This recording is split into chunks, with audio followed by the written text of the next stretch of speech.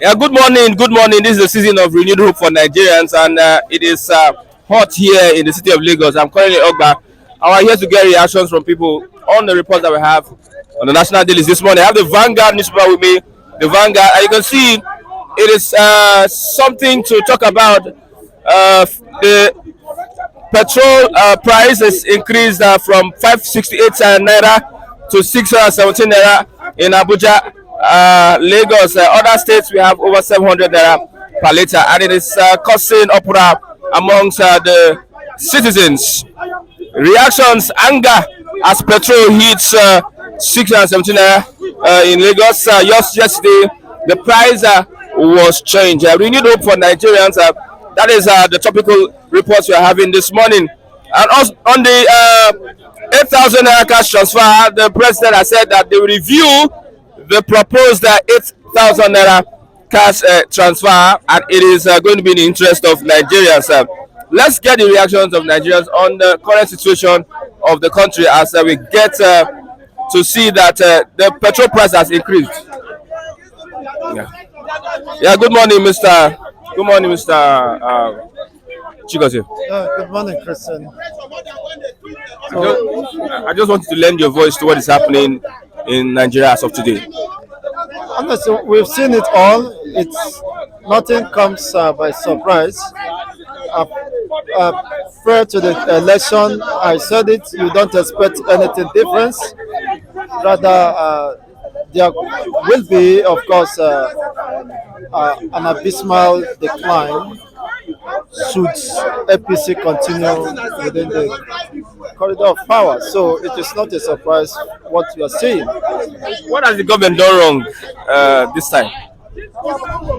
Well, this government has a burden of legitimacy and unpopular as the case might be, based on the outcome of the election that was largely marred by irregularities. So, according to people's opinion, that it does not represent their expectations.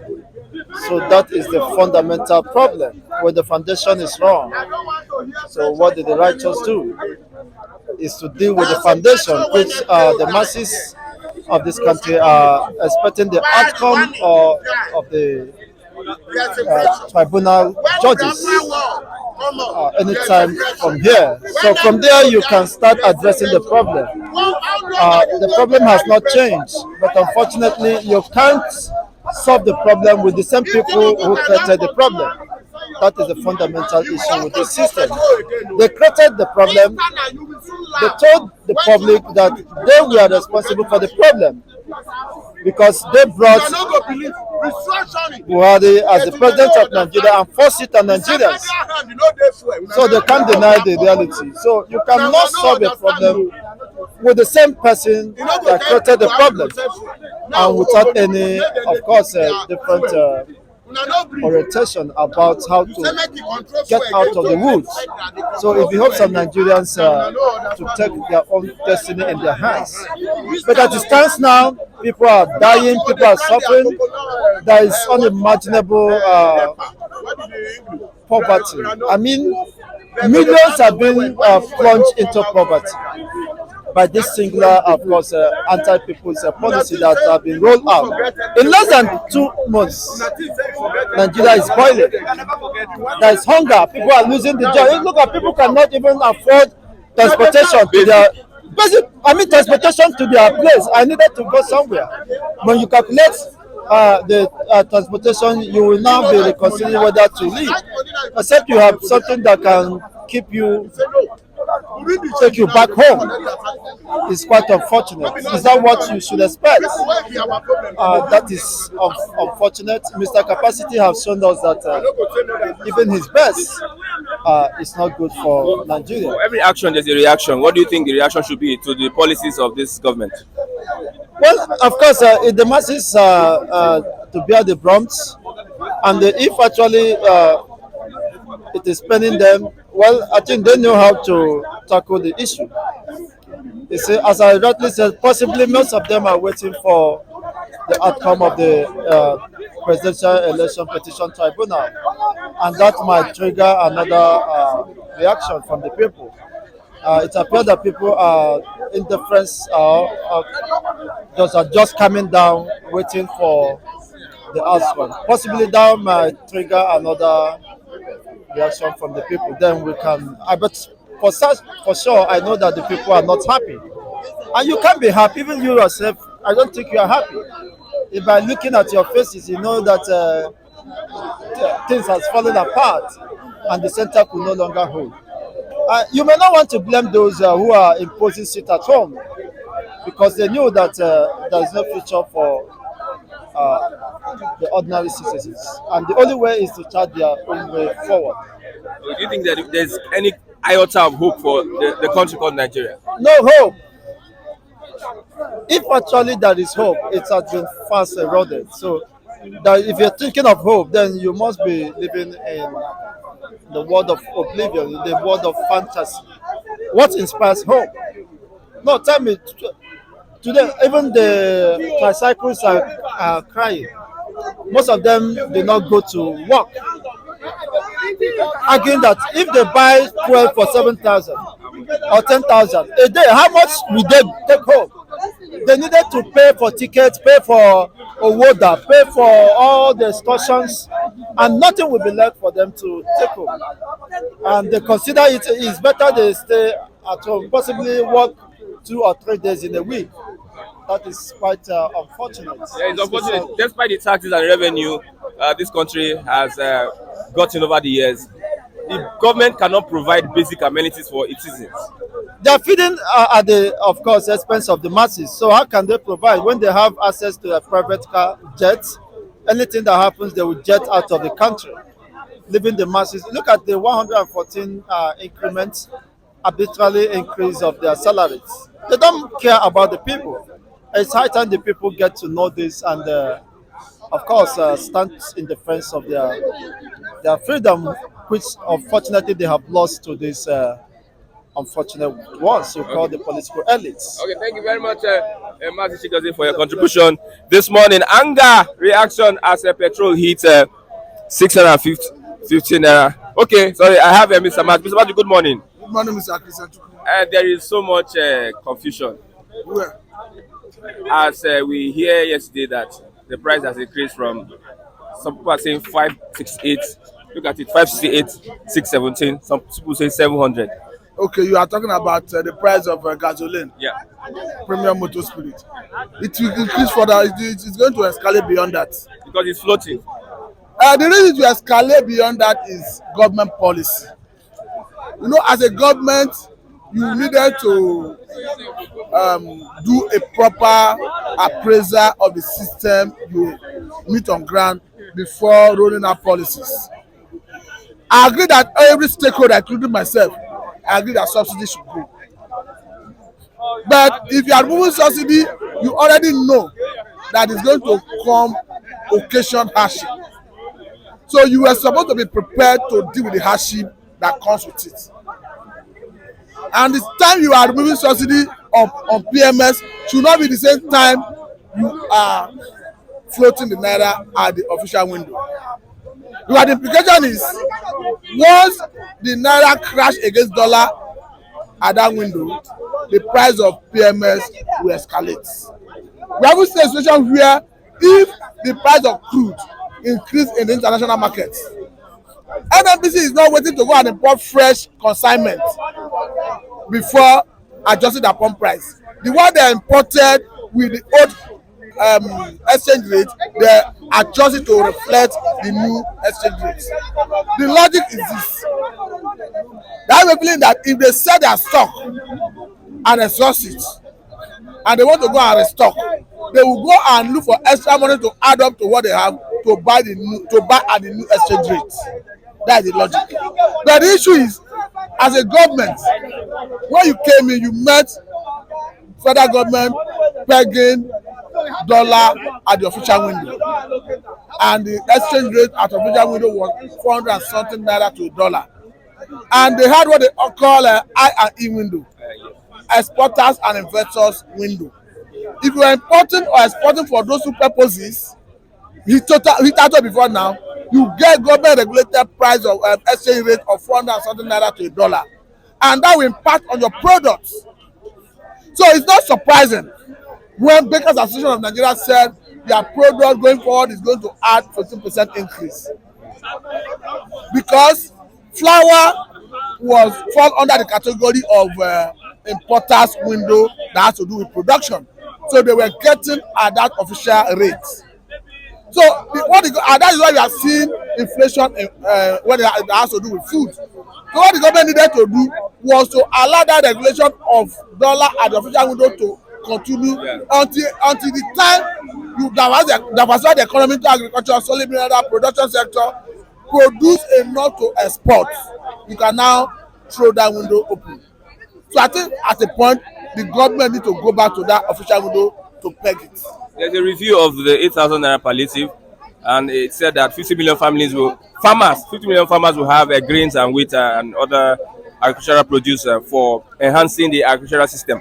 I can see you have access to some classified information, because at the time I read this about it, the review have not taken place. Tinubu orders review of proposed. What they said is the other part of it you mentioned is part of it that the public were not aware of. But from what I read, that they want to review it. Maybe I know you are an investigative journalist. You may have gotten some level of classified information for you to know that they are. Okay, let me say, looking at reviewing the 8,000, what do you think should be the next step of the government? I think the next step should, one, you want to review it holistically. Let me speak to it now. Reverse that 70 billion allocated to National Assembly members. Whatever nomenclature you give it, whether to enhance the working condition of new members, whether palliative, whatever name you give it, I see it as a reckless way of spending public funds. Reverse it. Then review, like they said, they want to review the 8,000 allocation proposal or approval to Borders of the Poor. Review it up to like let's say 50,000 a month. I say it particularly because the government has consistently said the fuel subsidy is subsidizing for the rich. The over 400 billion that is going to be saved every month, use it to serve the poor for the next 6 months. I'm not saying give it to me. The poorest of the poor. The poorest of the poor, because they have categorized the poorest of the poor going by the data of National Bureau of Statistics to mean people who have no access to education, have no access to school, education, healthcare, and all that. And God forbid that I will be poor. So for me, that money that is running into 400 billion on monthly basis, use it to service the poor for that 6 months. And again, there is another issue I saw yesterday. The $800 million the federal government secured before this government came on board is supposed to be about 400 billion naira as at the time they secured it. Since Tinubu collapsed that official window and naira collapsed, crashed against dollar, the value of that $800 billion is now about 650,000 billion naira. So the argument is the government should tell us where they want to put that money, because it's no longer the value of 400 billion when they got that money. It is now about 650 billion naira, considering the current reality on ground. Okay, let's look at the mechanism whereby the government can get this money to the poorest of the poor. They have said they will pay directly into their accounts. It is yet to be seen and understood whether the people who are living in that abject poverty, you would have which states, which area, which region? No, you can find them in every state, though they may be more in some states. I think they will be more in the northern part of the country, to be candid. But the issue is, if you want to be objective, there are people who are among that category of poorest of the poor. That data of National Bureau of Statistics says they don't have access to education, they don't have access to healthcare, and there are so many things they lack. So if you examine yourself, do an appraisal of self-appraisal, you don't like those things, you know you are not among them. I know you are not among, I know.